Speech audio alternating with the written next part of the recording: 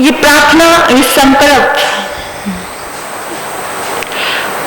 हमारे जिंदगी के प्रति पल में होना चाहिए, तो कुछ जिंदगी में रंगत आ सकती है, क्योंकि प्रार्थनाएं हमेशा सफल हुआ करती हैं। इंसान के जीवन में खोट तो बहुत सारे हैं। ईर्ष्या ने जन्म दिया प्रतियोगिता को। मैं उससे आगे निकल जाऊं, मैं उससे आगे निकल जाऊं, ये ईर्ष्या। प्रतियोगिता ने जन्म दिया इंसान के भीतर में तनाव को। ऐसा तनाव जो इंसान के पास कुछ खुशियां होती है उसे भी छीन लेता है, सीधा जिंदगी में क्रोध को निमंत्रण देता है, आक्रमण देता है, किसी के ऊपर आक्रामक भाव से पेश आने की प्रेरणा देता है। मानव के हृदय में जिस पल और जिस क्षण में ये तनाव आता है तो मानव का मन तो डिस्टर्ब होता ही है, मानव का शरीर भी डिस्टर्ब हो जाता है। बीपी हाई क्यों होता है? क्यों होता है? हाँ, टेंशन के लिए। डॉक्टर क्या बोलते हैं? इनको लोड मत देना। एकदम से हार्ट अटैक क्यों आता है? इनको किसी चीज का प्रेशर मत देना। यानी कि जब जिंदगी में ईर्ष्या आई, प्रतियोगिता आया, क्रोध आई, तो क्या हुआ? शरीर तो बीमार, मन तो बीमार हुआ ही हुआ, लेकिन साथ साथ में शरीर भी बीमार हो गया। और इस युग के लिए बहुत सारे विशेषण दिए गए हैं। आज के इस युग के लिए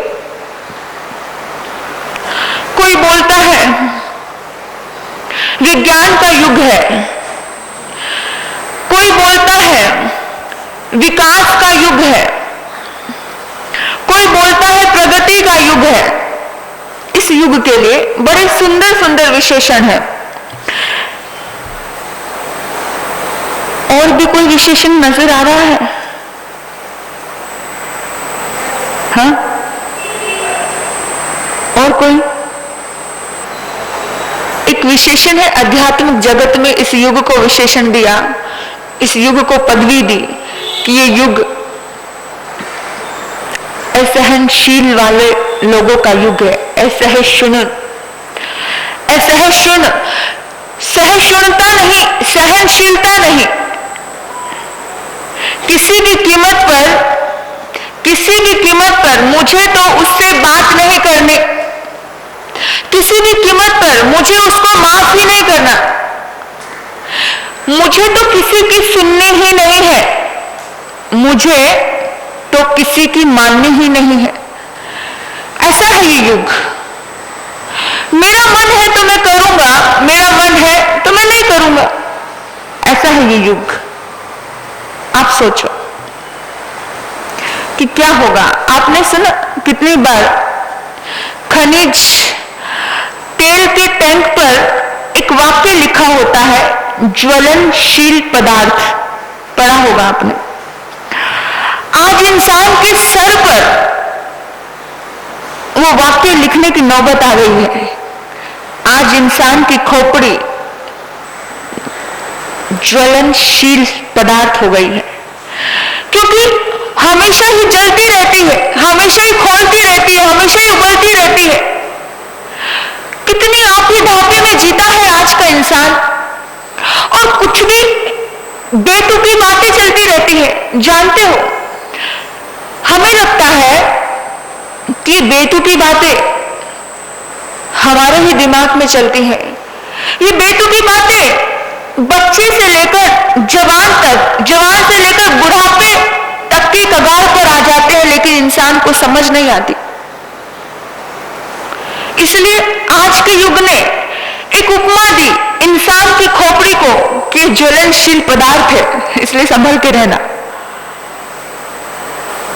कब ज्वलनशील पदार्थ हुआ? जब भीतर में इतनी आपी धापी, इतनी प्रतियोगिताएं, इतना तनाव, इतना द्वंद चालू है। और जानते हो, कभी कभी तो दो विद्यार्थी बच्चे लोग आपस में बात कर रहे थे और बात करते करते एक ने एक से पूछा कि बोलो दिल्ली दूर है या फिर चांद दूर है? क्या बोला? दिल्ली दूर है या फिर चांद दूर है? कौन दूर है भैया? हाँ, लेकिन जानते हो उन बच्चों ने क्या कहा? देखो, यानी खोपड़ी की ज्वलनशीलता, खोपड़ी की आपाधापी, उन बच्चों ने कहा कि दिल्ली बहुत दूर है। क्या बोला? दिल्ली बहुत दूर है। दूसरे ने कहा कैसे? बोला कि चांद तो दिखता है, दिल्ली थोड़ी दिखती है, इसलिए जो दिखता है वो पास है और जो नहीं दिखता वो दूर है। आपको नहीं लगता है कि हमारी जिंदगी में भी बहुत कुछ ऐसा ही घटित होता है? जो दिखता है उसे हम पास मान लेते हैं और जो दिखता नहीं है उसे हम दूर मान लेते हैं। माँ बाप का प्यार कभी दिखता नहीं है, लेकिन सबसे पास होते हैं। इंसान का मन ऐसा है कि अपने पास वाले लोगों से मीठा कम बोलता है, लेकिन दूर वाले लोगों से बड़ा हांजी हांजी कह के बात करता है। पास वाले लोगों से तो क्या बोलते हैं? अरे तुम्हारे दिमाग में भूसा भर गया है क्या? मुझे पता है मुझे कैसे चलना है, मुझे कैसे बैठना है, कैसे उठना है, फालतू चिंता मत किया करो। 10-10 फोन खटका देते हो, बेटा अभी तक आया नहीं, बेटा अभी तक आया नहीं, अभी कॉलेज से निकला नहीं, क्या हुआ, कहाँ रुक गया? अरे मेरी भी पर्सनल लाइफ है, होता है ना। जो चीज पास होती है ना, इंसान उसे दूर समझ लेता है, और जो चीज दूर होती है इंसान उसे पास समझने की भूल कर लेता है। इसीलिए ये महावाक्य इंसान की खोपड़ी के लिए प्रयोग किया गया, ज्वलनशील पदार्थ। इसीलिए किया गया क्योंकि ये इतना जलता रहता है, इसे समझ ही नहीं आ रहा है कि मैं कर क्या रहा हूं, क्या नहीं कर रहा हूं। ऐसी नासमझी पर हमें हंसी आती है कि उस व्यक्ति ने चांद को पास कह दिया और दिल्ली को दूर कह दिया। ऐसे ही अपने पास रहने वाले लोगों के साथ, जिनके साथ हमें कंटिन्यू संपर्क में रहना पड़ता है, कितनी बार हमारे रिश्ते, जिन रिश्तों से हमें 1000 बार काम पड़ता है, उन रिश्तों को हम बहुत दूर समझ लेते हैं। ऐसा होता है बहुत बार। हमें लगता है कि इन रिश्तों में तो कठोरता से ही बात की जा सकती है, ये रिश्ते तो प्यार की भाषा समझ ही नहीं सकते हैं, इन रिश्तों को तो आदत पड़ चुकी है। और कभी कभी तो इंसान इतनी गलतफहमी में रहता है, इंसान को लगता है कि जब जो वर्कर्स आपके आसपास काम करते हैं, इंसान को क्या लगता है, इनको जब तक टाइट रूप में ना लो ना, तब तक ये सुनते नहीं है। कभी किस किस को लगता है कि जब तक क्रोध नहीं करेंगे काम नहीं बनेगा? किस किस को लगता है? अध्यक्ष अजीत भैया बोलो, प्रकाश भैया बोलो ना। लगता है कभी कभी कि जब तक इन लोगों को डांटे नहीं ना, इन लोगों को, वर्कर लोगों को कुछ कहे नहीं ना, ये बैठे रहेंगे। बहुत बार ऐसा हुआ है कि आपके अंदर ऐसी ताकत होनी चाहिए कि कोई, आप केवल देख लो, सिर्फ नजर करो, सिर्फ नजर करो और उस नजर से उसको समझ जाए कि मेरा मालिक क्या कह रहा है। इतना पढ़ा दीजिए उनको, वो आपके करीब के लोग हैं, क्योंकि दिन भर आपको उनसे काम पड़ रहा है। कभी कभी किसी किसी घर में हम सुनते हैं कि हमारी जो ये नौकरानी है ना, वो 40 साल से हमारे घर में है, 50 साल से हमारे घर में है। ऐसा भी सुना है हमने बहुत बार। सोचो जरा आप कि कोई बाहर का बंदा आकर आपके घर में 30 साल से 40 साल से रह रहा है, मतलब समझ लेना बड़ी शांत होगी एक खोपड़ी। तभी कोई टिका हुआ है 10-10 साल से, नहीं तो आज हर दूसरे महीने में, हर तीसरे महीने में, हर साल में बदलना पड़ जाता है, बदलना पड़ता है ना। टिकती नहीं है, क्योंकि कोई छोटा हो या बड़ा, सहनशीलता किसी के पास नहीं है। एक नौकर भी आता है ना, बहुत झेला है, एक नौकर भी आ जाए ना तो वो भी अपने आप को सेठ के जैसे समझने लगता है। वो ये नहीं सोचता कि मैं पगार ले रहा हूं इस काम का। उसकी सोच भी अलग हो जाती है। उसको भी ये लगता है कि अरे हम कोई मुफ्त में थोड़ी कर रहे हैं, मुफ्त का थोड़ी खा रहे हैं, हम काम कर रहे हैं इसलिए हमें मिल रहा है। उनकी सोच भी क्या होती है, हम काम कर रहे हैं इसलिए हमें मिल रहा है। समझना कि क्या हमारी माइंड, हमारा दिमाग ज्वलनशील पदार्थ है या फिर शीतलता का कुंड है। देख लेना, अगर शीतलता का कुंड होगा तो आपके साथ रहने वाले लोग आपको छोड़कर जल्दी से नहीं जाते हैं। कुछ कर्म उदय हो तो बात अलग है, लेकिन फिर भी काफी हद तक आपके आसपास रहते हैं। भीतर में हर आत्मा को अपने आप को समझ आता है, हर आत्मा को समझ आता है कि एक बार तो लगता है कि कठोरता से काम हो जाता है। एक बार लगता है, एक बार लगता है, बहुत बार होता भी है, ऐसा मैं नहीं कहती हूं। एक बार डांट दिया, 2 बार डांट दिया तो काम हो गया, और आपको समझ में आ गया कि यार इनको ना जब भी डांटो तो ही काम बनता है। अब जानते हो आप, एक बार तो शांति से, क्रोध से काम हो गया, लेकिन दूसरी बार ना प्रतिक्रिया शुरू हो जाती है। इधर से आवाज आई तो इधर से भी आवाज आने शुरू हो जाती है। बहुत बार आपने न्यूज़पेपर में पढ़ा होगा कि एक क्रोधी पति की हत्या एक पत्नी ने कर दी। एक क्रोधी पति की हत्या एक पत्नी ने कर दी। यानी कितनी ज्यादा सहन करते करते करते करते ताकत खत्म हो गई, अब सहन नहीं हो रहा है और फिर प्रतिक्रिया शुरू हो गई। आपने न्यूज़पेपर में यह भी पढ़ा होगा कि एक सेवक, एक नौकर बहुत टाइम से उनके पास रह रहा था, लेकिन उस सेवक ने अपने मालिक की हत्या कर दी। हम तो ऐसे परिवार को जानते हैं, बहुत अच्छे से जानते हैं कि एक व्यक्ति, एक बच्चा उनके घर में रहता था बचपन से, लेकिन थोड़े से टाइम बाद जैसे उसको होश आया, उसे ताकत आई और उसने उन्हीं के परिवार के लोगों पर चाकू चलाए। यानी कि जो भीतर में जो बारूद का गोला एक बढ़ते बढ़ते बढ़ते बढ़ते इतना बढ़ जाता है, इतना बढ़ जाता है कि फूटने में तो देर नहीं लगती, बढ़ने में देर लग सकती है। घड़े को टूटी के नीचे रखोगे थोड़ा टाइम लगेगा, लेकिन फूटने में टाइम लगता है क्या? फूटने में टाइम नहीं लगता है।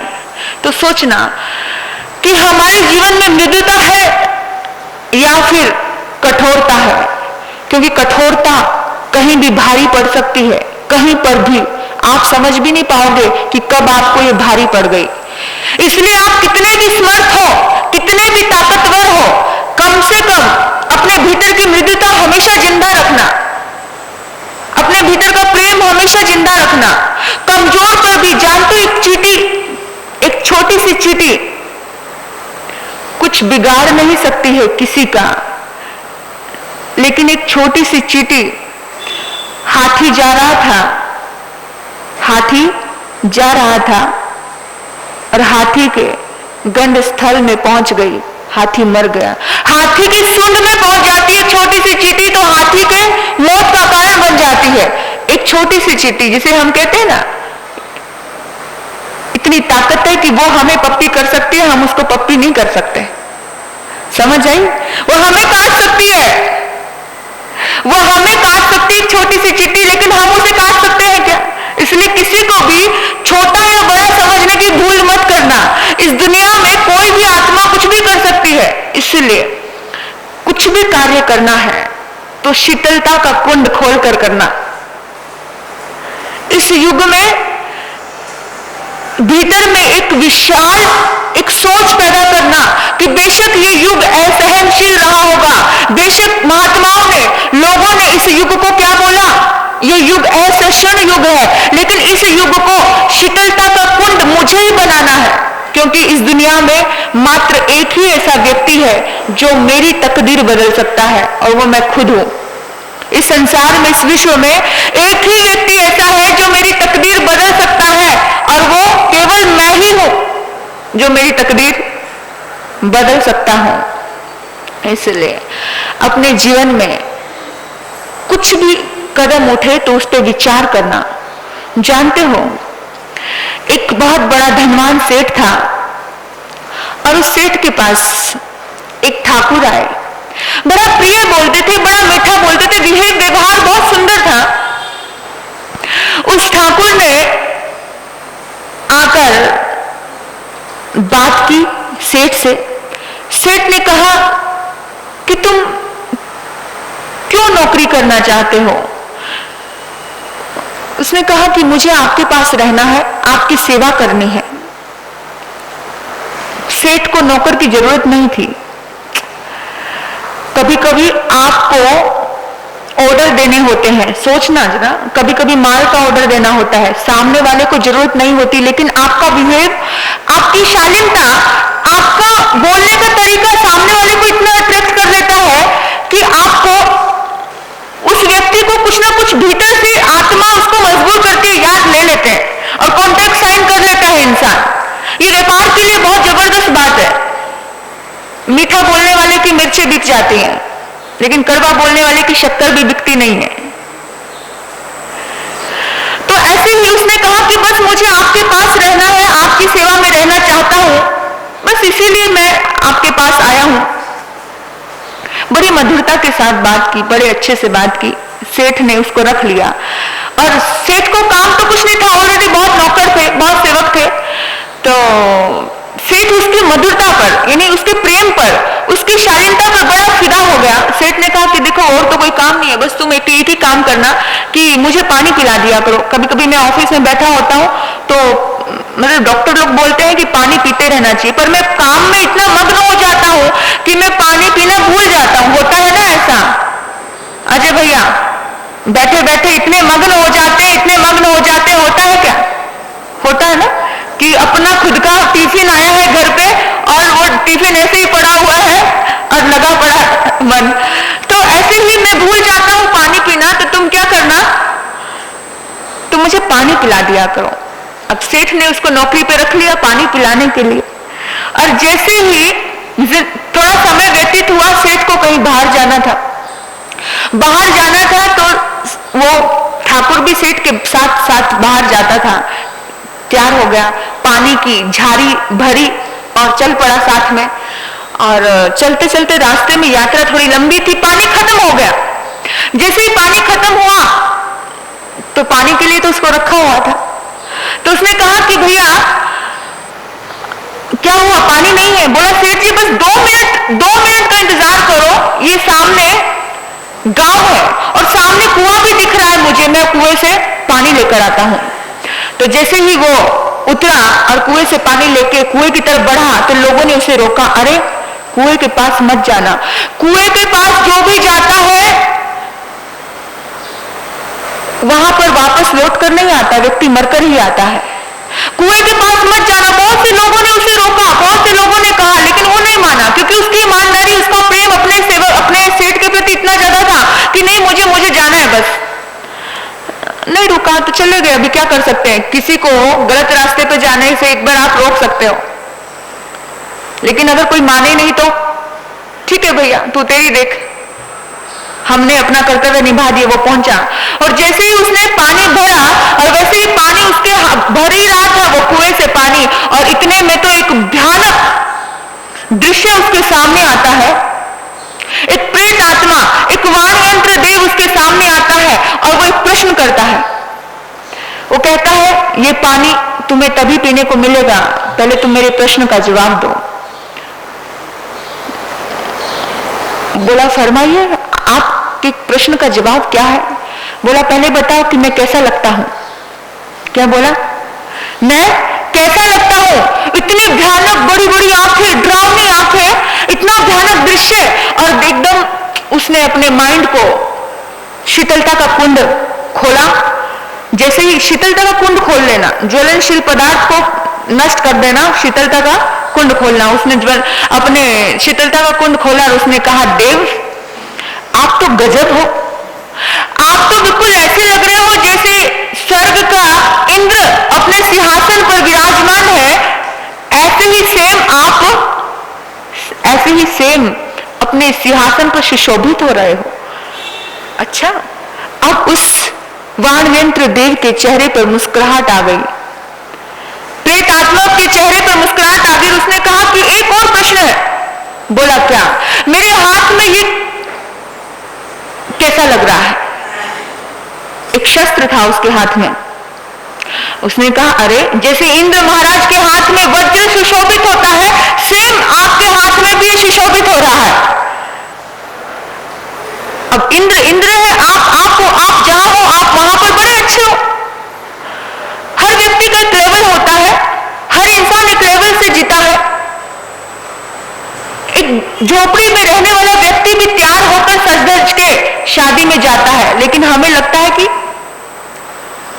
हमें अपने लेवल के मुताबिक नहीं लगता। उसका लेवल वैसा है, इसलिए उसको खुद को बहुत खूबसूरत समझता है, और हमारा लेवल बहुत ऊंचा है, इसलिए हम खुद को बहुत खूबसूरत समझते हैं।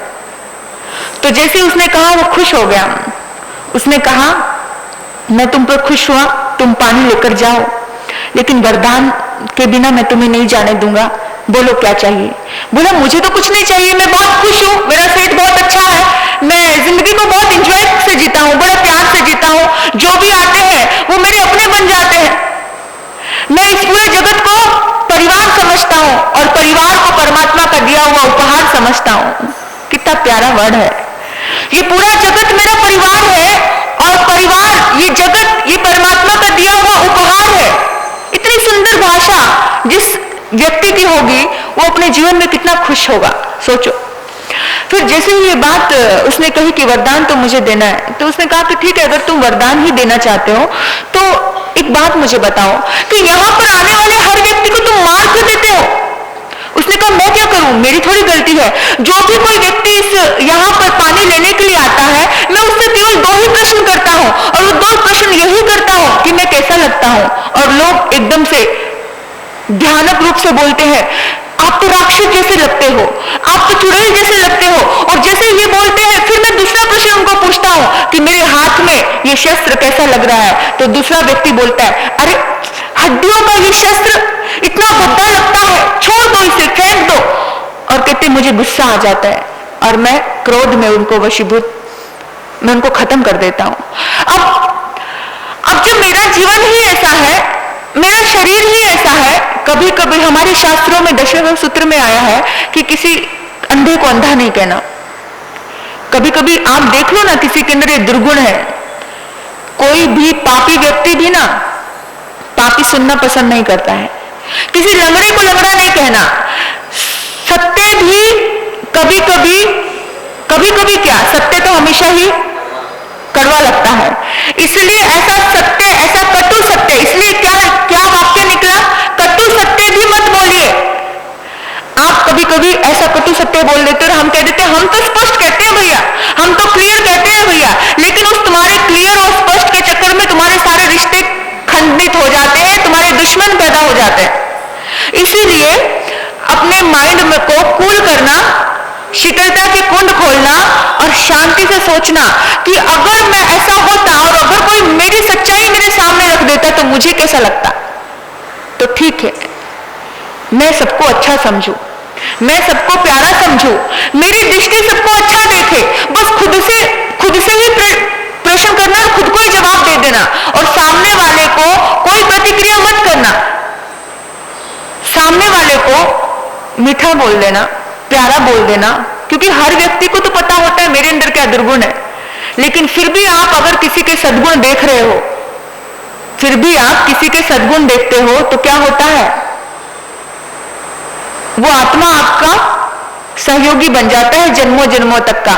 एक ही जन्म का नहीं, हर जन्म का सहयोगी हो जाता है। लेकिन अगर हम हमेशा ही सामने वाले के दुर्गुण पे ही टिका टिप्पणी करते रहेंगे, तो वो आपसे वैर का बदला जरूर लेता है, क्योंकि वो वैरी हो जाता है आपका।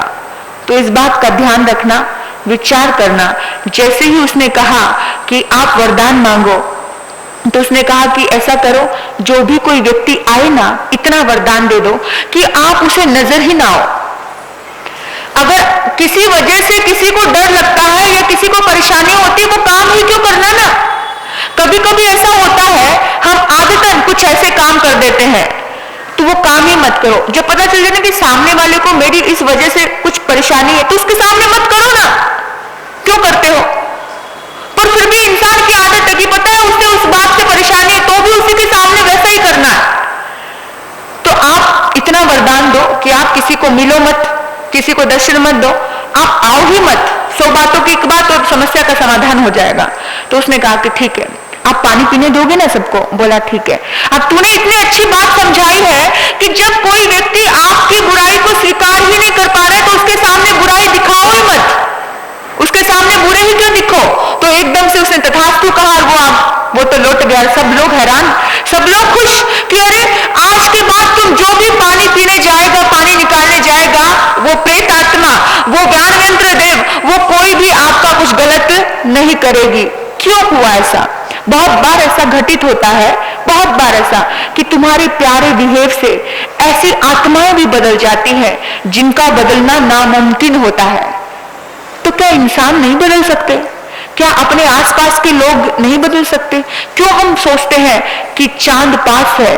क्यों हम सोचते हैं कि दिल्ली दूर है? क्योंकि हमारे भीतर में कहीं ना कहीं हमने कठोरता को स्थान दे दिया, कहीं ना कहीं हमने ऐसे ही गलत बातों को प्रश्रय दे दिया, गलत बातों को श्रेय दे दी, और हमें अपने ही लोग बड़े दूर दिखने लगे और दूर के लोग बड़े पास दिखने लगे। तो इंसान पास के लोगों को तो अपना बना ही लेता है, अपने अच्छे स्वभाव से, अपने प्यारे स्वभाव से, लेकिन दूर को भी पास समझने लगता है।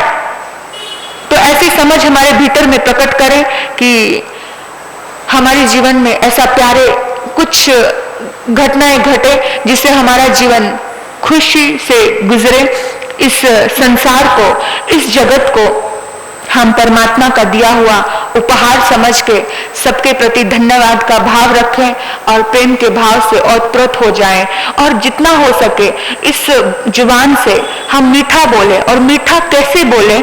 तो हमें कंठ, ये दर्शन विशुद्ध केंद्र है, ये इस चक्र की हमें साधना करनी। आंख बंद करके 10 मिनट पूरा ध्यान, जैसे कायस्वर करते हैं ना, 10 मिनट के लिए यहाँ पर लगाना, कि ताकि यहाँ से जो भी वाक्य, क्योंकि ये पूरे शरीर को जोड़ने का काम करता है, मस्तिष्क को और हमारे धड़ को जोड़ने का काम करता है। ये पूरे के पूरी ये जोड़ने का काम शरीर को भी ही नहीं करता, ये रिश्तों को भी जोड़ने का काम करता है। तो यहाँ पर 10 मिनट 15 मिनट ध्यान जरूर लगाना ताकि आपकी वाणी प्रिय हो। जब आप यहाँ पर ध्यान लगाते हो ना, तो सामने वाले को आपकी बातें अच्छी लगती है, मधुर लगती है। कभी कभार ऐसा होता है कि कोई व्यक्ति बड़ा अटपटा बोलता है, लेकिन सामने वाले को इतना अच्छा लगता है। क्यों अच्छा लगता है? क्योंकि उसने कायस्वर किया है, दर्शन विशुद्ध केंद्र पर इसको साधना की है। कंठ चक्कर पर साधना करने से इंसान के भीतर में जो कटुता होती है वो प्रेम में बदल जाती है। तो इतना जरूर ध्यान रखना। इन्हीं सद्भावनाओं के साथ मैं अपने वक्तव्य को यही विराम देती हूँ। ओम शांति, ओम शांति। वीर नाम के हीरे मोती, प्रभु नाम के हीरे मोती, मैं बिखराऊं गली गली, ले लो रे कोई प्रभु का प्यारा, शोर मचाऊं गली गली, शोर मचाऊं गली गली, मैं शोर मचाऊं गली गली। मेरे जीवन को कुंदन बना दो, कोई खोटे इसमें रहने न पाए। प्रभु मेरे जीवन को कुंदन बना दो, कोई खोटे इसमें रह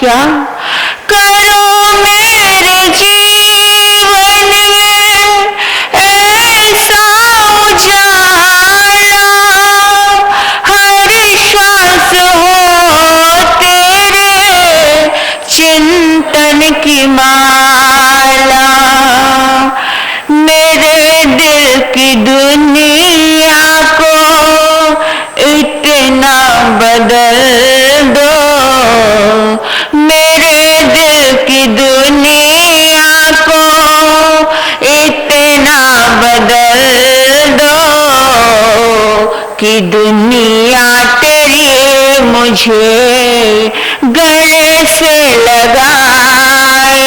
बोलो, मेरे दिल की दुनिया को इतना बदल दो, मेरे दिल की दुनिया को इतना बदल दो कि दुनिया तेरी मुझे गले से लगाए, कि दुनिया तेरी मुझे गले से लगाए।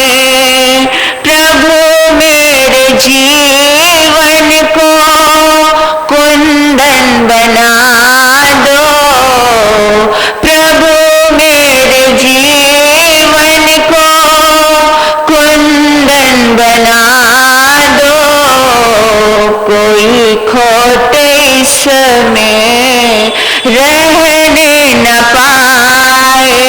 प्रार्थना करिए, कोई खोट इसमें रहने न पाए। घटाओं की रिमझिम पवन के तराने, लताओं का नाच और वृक्षों के गाने, घटाओं की रिमझिम पवन के तराने, लताओं का नाच और वृक्षों के गाने, नजर जिस तरफ भी जाए मेरे भगवन, नजर जिस तरफ भी जाए मेरे भगवन, अमर ज्योति तेरी उधर मुस्कुराए, अमर ज्योति तेरी उधर मुस्कुराए। प्रभु मेरे जीवन को कुंदन बना दो, कोई खोट इसमें रहने न पाए, कोई खोट इसमें